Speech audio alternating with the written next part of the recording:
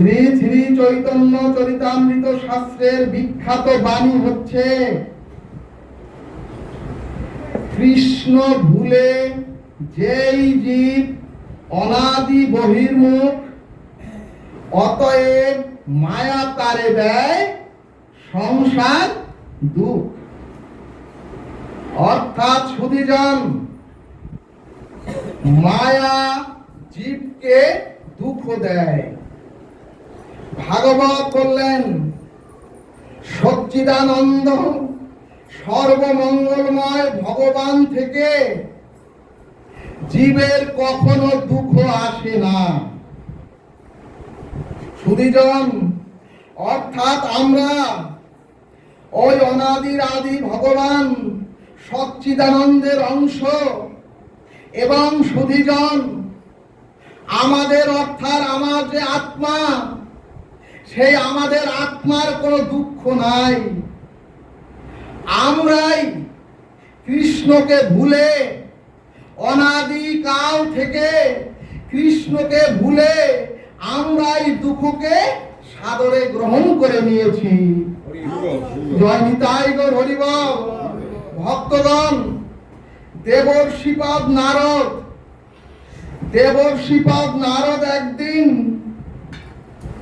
শ্রী গোবিন্দকে বললেন, হে প্রভু, তোমার বহিরঙ্গা শক্তি যে মায়া, সেই বহিরঙ্গা ত্রিগুণ মায়ার আবদ্ধ হয়ে জীব কিভাবে অভিশপ্ত হয়ে, জীব কিভাবে দুঃখিত হচ্ছে, দুঃখ পাচ্ছে, এটা আমাকে একটু দেখাও। সুধীজন, নারদজি গোবিন্দকে বলছেন, গোবিন্দের যিনি পার্ষদ, সেই নারদজি বলছেন, প্রভু, তোমার যে দুর্লঙ্ঘনীয় মায়া, সেই মায়ার স্বরূপ জগৎ জীবকে আমার মাধ্যমে একটু দেখাও। সুধীজন, জ্ঞানের কোন রূপ, আপনাদের প্রত্যেকের মধ্যে যে জ্ঞান আছে, সেই জ্ঞানের কোন রূপ নাই।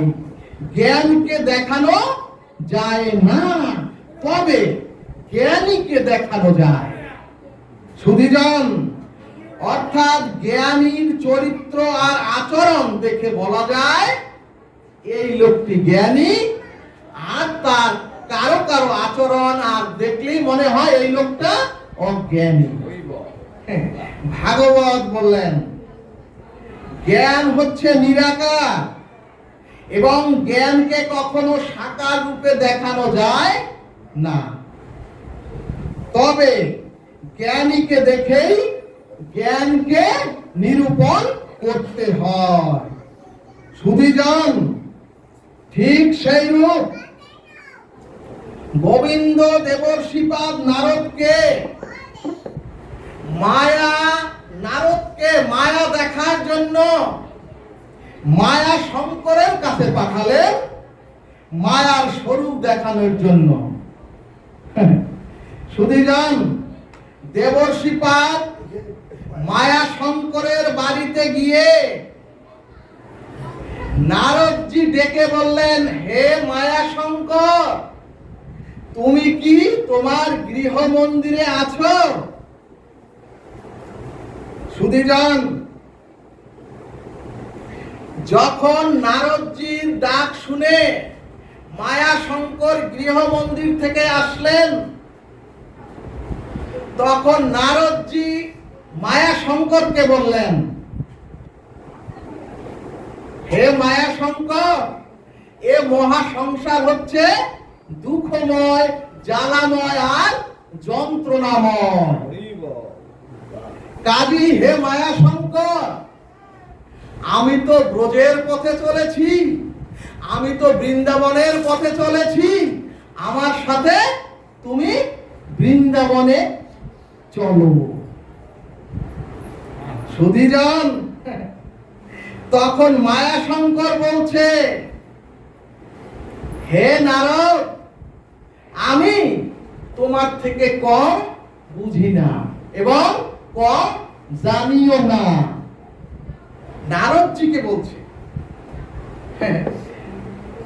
কিন্তু হে নারদজি, এই সংসারের মায়ায় তো আমাকে ছাড়ছে না। কাজী হে নারদ, আপনি, মায়াশঙ্কর বলছে, আমি সবই জানি, সবই বুঝি, কিন্তু এই যে সংসারের মায়া, এই মায়ায় তো আমাকে ছাড়ছে না। সাথে সাথে মায়াশঙ্কর বললেন,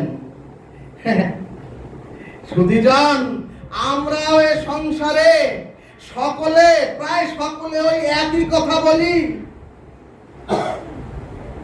দেখবেন আশেপাশে বহু গৃহ মন্দিরে ঘুমন্ত আছে, দেখবেন অনেকে গৃহ মন্দিরে মোবাইল খেলতেছেন, কিন্তু একটু ভাগবতে যাব, ওই যে মায়ায় যেতে দিচ্ছে না।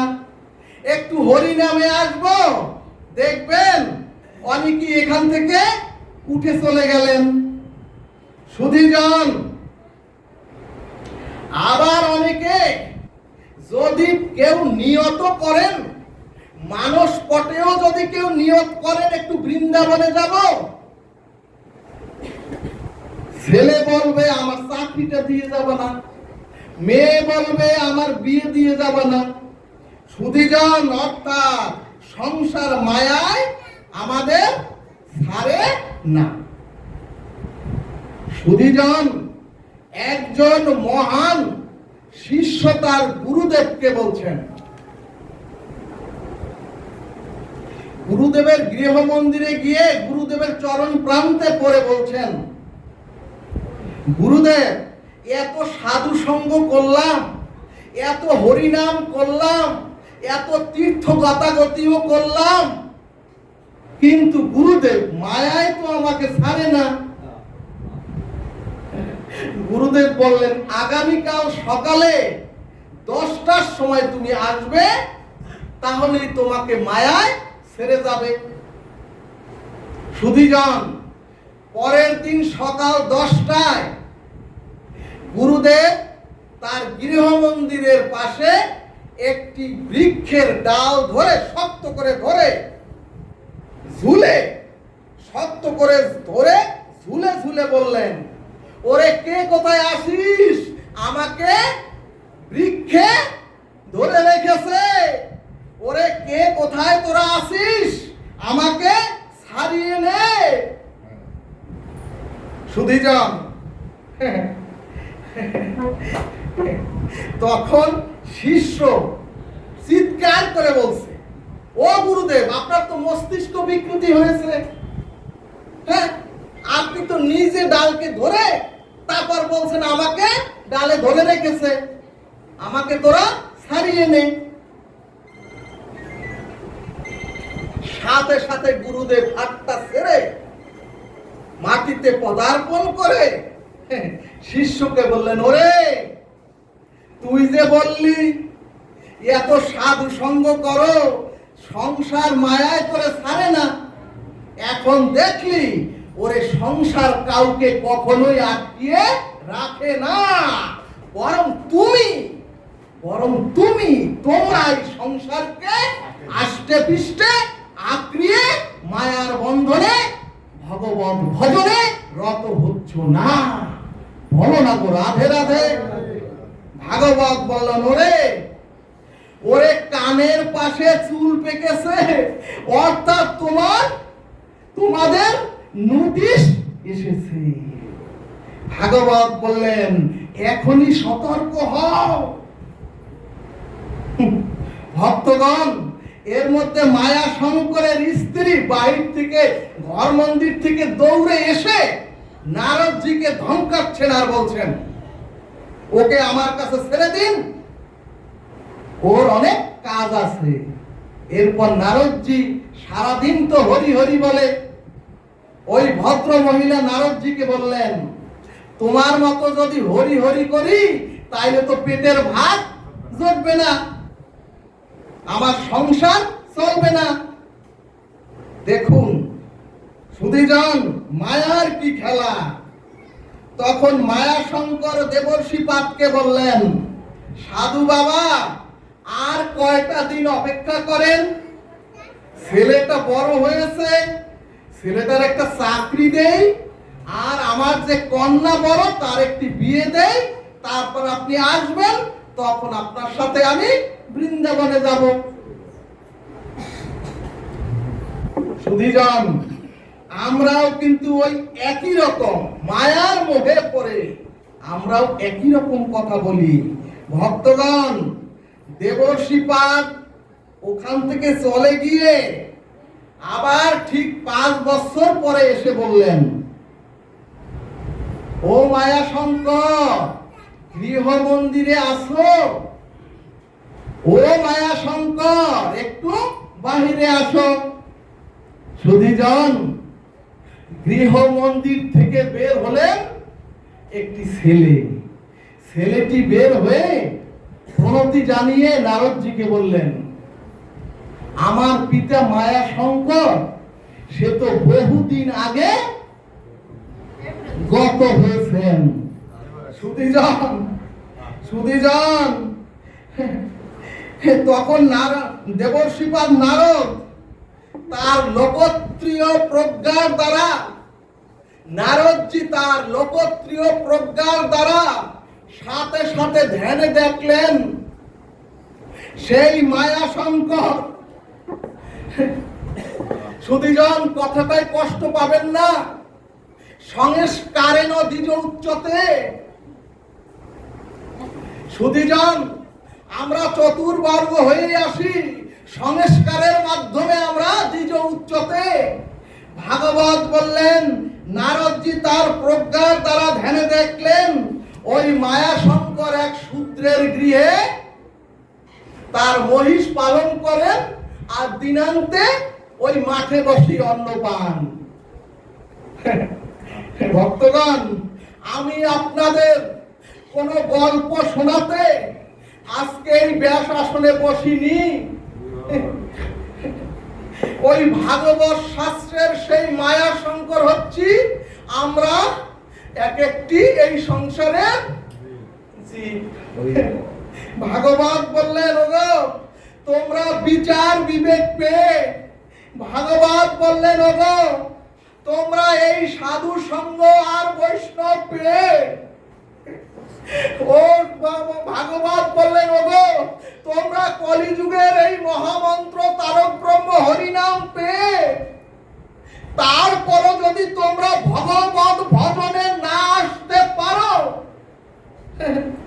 তাহলে অধঃপতন আগামী জন্মে নিশ্চিত। জয় নিতাই গৌর হরি বল। সুধীজন, ছেলেটির কাছে গিয়ে সেই যে রাখাল, সেই ছেলেটির কাছে গিয়ে ছেলেটির হাতটি ধরে নারদ বললেন, ওরে ওরে, যেই ছেলেটি হাত নারদজি স্পর্শ করলেন, সাথে সাথে সেই রাখাল ছোট্ট ছেলেটি তার পূর্ব স্মৃতি ফিরে পেলেন। ফিরে পেয়েই বললেন, হে মহারাজ, হে মহারাজ, আমি আপনার সাথে ভজনে না গিয়ে আপনার একটি বাক্য আমি, অর্থাৎ কি বুঝালেন, সাধুর বাক্য যদি আপনারাও গ্রহণ না করেন। বললেন সেই ছেলেটি, হে মহারাজ, সেদিন আপনার 5 বছর আগে আপনার কথাটি গ্রহণ না করে আজকে আমার এই দুর্দশা। দেখুন, আজকে আমার এই মাঠের মধ্যে মহিষ চড়াতে হয়, দিনান্তে একবেলা আমি খেতে পাই। আমার রুগ্ন শরীর দেখে আপনার কি করুণা হয় না? নারদজিকে বলছেন। তখন নারদজি বললেন, ওরে ওরে, কৃষ্ণ ভজনে জাতি কুলের কোন উঁচু নিচু ভেদ নাই। কৃষ্ণ ভজনে কোন জাতি কুল ভেদ নাই। তুই কিসের রাখাল? চল না আমার সাথে, আজকে তুই ভজনে চল। সুধীজন, পূর্ব স্মৃতি যেহেতু আছে, সাথে সাথে অতটুকু বালক নারদজির চরণে পড়ে বললেন। ছেলেটি কাচু মাচু করে নারদজির চরণে পড়ে বললেন, মালিক তবুও একবেলা খেতে দেয়, তারপরও মালিক আমাকে ভালোবাসে। আরো জানেন মহারাজ, এই গাভীগুলি আর যে মহিষগুলি, এই মহিষগুলির উপরে আমার একটা করুণা মায়া পড়ে গেছে। ওই নিতাই গো হরিবাব সুধীজন, ওই ছেলেটি বলছে আপনি আরো কিছুদিন পরে আসুন, তাহলে আপনার সাথে তখন মালিকরে বলে আমি ভজনে যাব।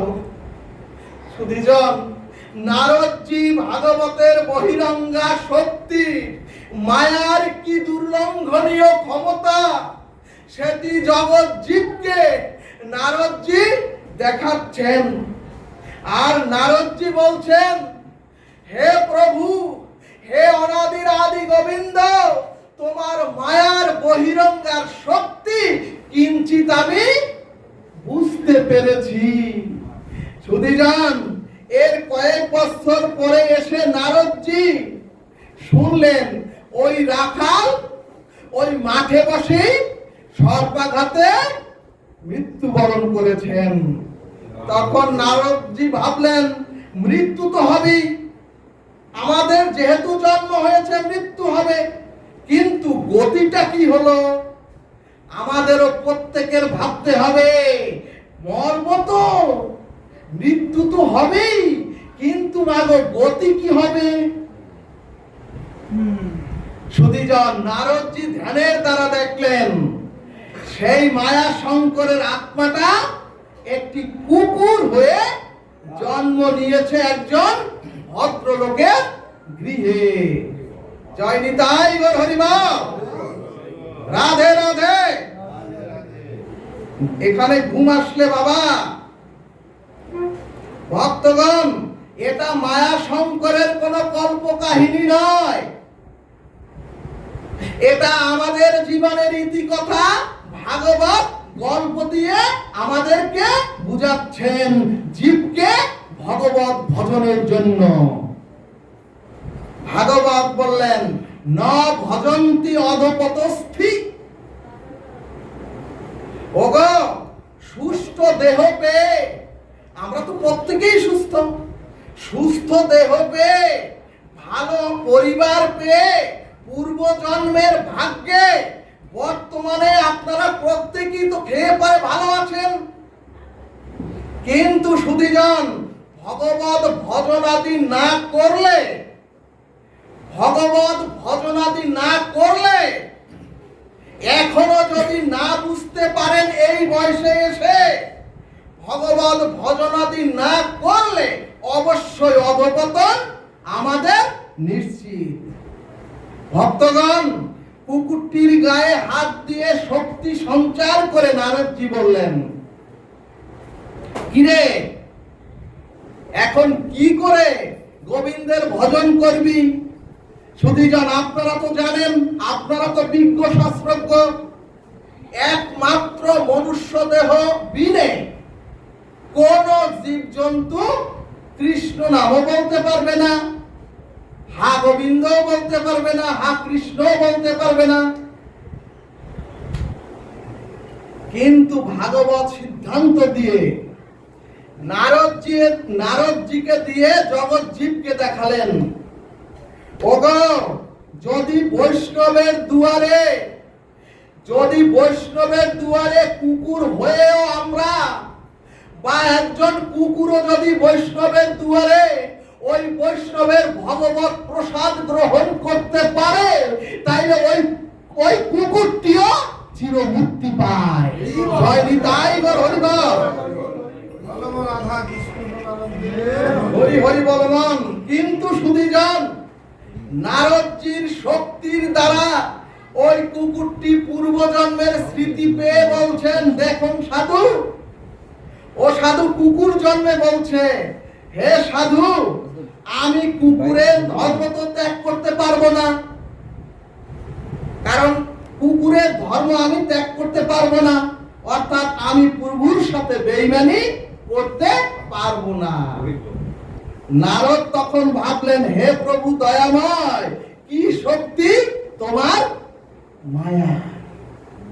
এরপরে সুধীজন, নারদ তখন ভাবলেন, হে প্রভু, মায়া শঙ্কর ভগবানকে ভুলে এত অধপতনের পরেও বলছে আমি পশু জন্ম ত্যাগ করবো না। তার কারণ যে যে জন্মে যতটুকু সুখ পায় ওখান থেকে আর কেউ ফিরে আসতে চায় না।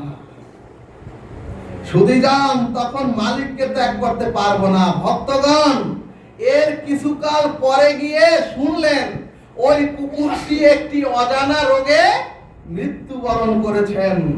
তখন নারদজি তার ধ্যানস্থ হয়ে দেখলেন ওই কুকুরটি পরজন্মে নর্দমার কীট হয়ে জন্ম নিয়েছেন।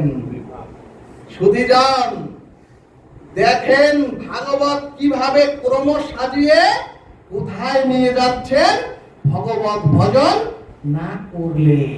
যেহেতু নারদজি ভগবানের পার্শ্বদ, নারদজি তার দৈবী শক্তির দ্বারা ওই পোকাকে মনুষ্য জন্ম দিয়ে সাধু সঙ্গ দিয়ে তার পার্শ্বদ করে বৈকুণ্ঠ ধামে মায়া শঙ্করকে স্থান করে দিলেন। জয় নিতাই গৌর হরি বল। ভক্তগণ এরপরে ভাগবত সিদ্ধান্ত দিলেন, জ্ঞান কর্ম যোগ ধর্মে কৃষ্ণ নহে বশ, কৃষ্ণ বশ হয় একমাত্র প্রেম ভক্তি রস। অর্থাৎ জীবের অখণ্ড সুখ আছে একমাত্র ভগবানের ভক্তিতে। এখন প্রশ্ন, ভগবানের প্রীতি ভক্তি জীবের মধ্যে শুরু হবে কি করে? ভগবানের, আমরা তো ভক্তির জন্য এখানে উপস্থিত হয়েছি, ভক্তি কিভাবে জীবের জীবনে বা জীবের দেহে কিভাবে এটা শুরু হবে? এরপরে ভাগবত বললেন, ধর্ম অনুষ্ঠিত পুংসং বিশ্বাস্য ন উপাদয়ে শ্রবণম কেবলম। কি বললেন? অর্থাৎ ধর্মীয় অনুষ্ঠান যাগযজ্ঞ যা কিছু করা হোক, অর্থাৎ আপনারাও আজকে যে যাগযজ্ঞ করলেন, যে খরচাদি করলেন, সেই যাগযজ্ঞ অনুষ্ঠানের দ্বারা যদি ভগবানের লীলা কথাতে, ভাগবতের অমৃত কথাতে যদি রুচি না হয়,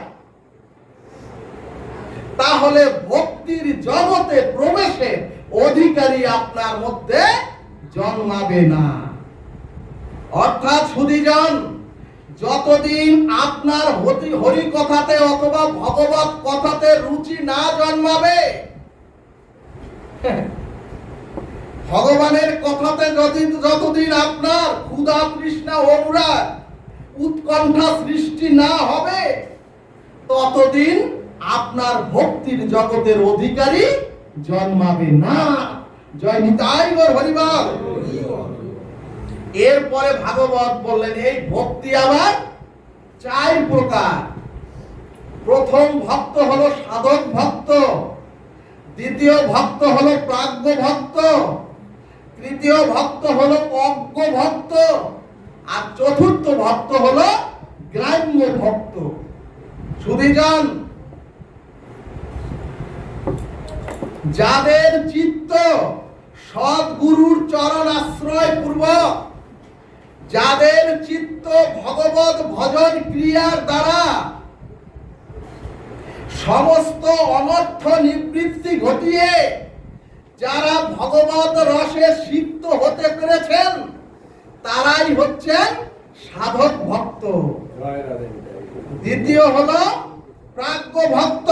সময় তো কম, ভাগবত বললেন প্রাজ্ঞ ভক্তদের মধ্যে ভাগবত রসশাস্ত্রের তাৎপর্য আছে, প্রাজ্ঞ ভক্তদের মধ্যে ভাগবত রসের একটা সৃষ্টি আছে। কিন্তু সুধীজন, অর্থাৎ সুধীজন, প্রাজ্ঞ ভক্তরা ভাগবত রসের কথা, ব্রজ মহিমার কথা এবং নবদ্বীপ চন্দ্রের সংকীর্তন রসের কথা তারা পাণ্ডিত্যের দ্বারা শাস্ত্রের সকল কিছু বলতে পারেন, কিন্তু সুধীজন, তাদের হৃদয়ে যদি ব্রজ রসের অনুভূতি তাদের হৃদয়ে এখনো হয় নাই, তারাই হলেন প্রাজ্ঞ ভক্ত। তৃতীয় হচ্ছে অজ্ঞ ভক্ত। সুধীজন, যাদের সমস্ত দর্শন, যাদের সমগ্র শাস্ত্রে জ্ঞান আছে, কিন্তু ভগবানের ভক্তি শাস্ত্রে তাদের কোনো চর্চা নাই, তারাই হলো অজ্ঞ ভক্ত। সুধীজন, কথাটি আরেকবার বলি, সমগ্র শাস্ত্রে তাদের জ্ঞান আছে, অর্থাৎ তারা জ্ঞান শাস্ত্র, কর্মশাস্ত্র, বেদাদি শাস্ত্র, এমনকি উপনিষদ শাস্ত্রেও জ্ঞান আছে, কিন্তু তাদের ভক্তি শাস্ত্রে যাদের রুচি নাই তারাই হলো অজ্ঞ ভক্ত। সুধীজন, প্রচুর মাছওয়ালা একটি পুকুরে যদি আপনারা ছিপটি ফেলেন, সেই ছিপে যদি আদার না থাকে, অর্থাৎ সুধীজন, সমগ্র শাস্ত্রে যার পাণ্ডিত্য আছে কিন্তু ভক্তি শাস্ত্রে তার রুচি নাই, এরাই হলো অজ্ঞ ভক্ত। আর চতুর্থ হলো গ্রাম্য ভক্ত, অর্থাৎ যারা এই জড় জাগতিক শব্দ স্পর্শ রূপ রস গন্ধের আমোদে এই জড় জগৎকে ভোগ করে, তারাই হচ্ছে গ্রাম্য।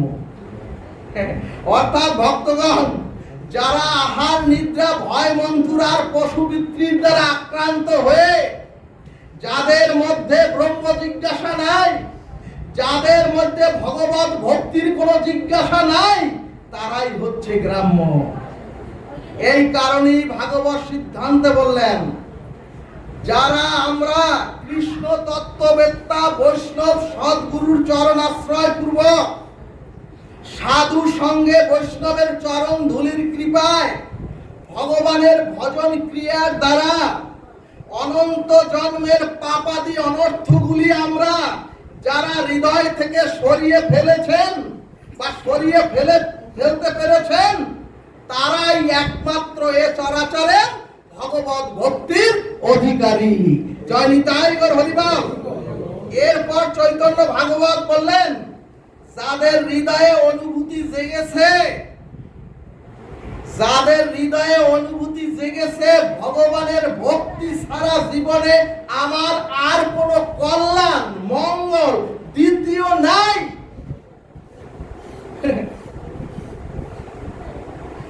ভক্তগণ, ভক্ত ওই যে বললাম সুধীজন, যারা একবার এই জীবনে হৃদয়ের মাধ্যমে আপনারা বুঝতে পেরেছেন ভগবত ভক্তি ছাড়া আমার জীবনে কোনো কল্যাণ নাই, এই সিদ্ধান্তে যারা উপনীত হতে পেরেছেন তারাই হচ্ছেন ভক্তির একমাত্র পাত্র।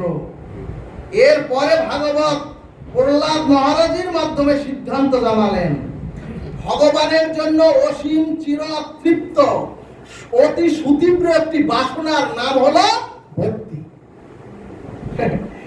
ভগবানের জন্য গাঢ় তীব্র তৃষ্ণাটাই হলো, যদি আপনার বিরক্ত না হন, যদি এই তৃষ্ণাটা থাকে, তাহলে আপনি ভক্তির অধিকারী।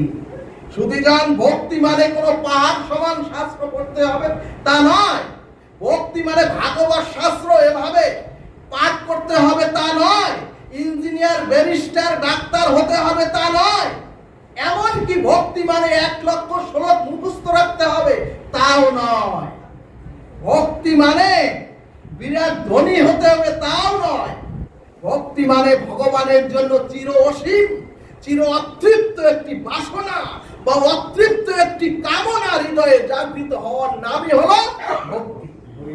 সুধীজন, এরপরে চৈতন্য চরিতামৃত বললেন, ভগবানের নিকটে যারা ভজন আদি করতে গিয়ে যারা ধন জন আর পুত্র কন্যার চাকরি বাকরি বিবাহ চায়, এটা কোনো ভক্তির মধ্যেই পড়ে না।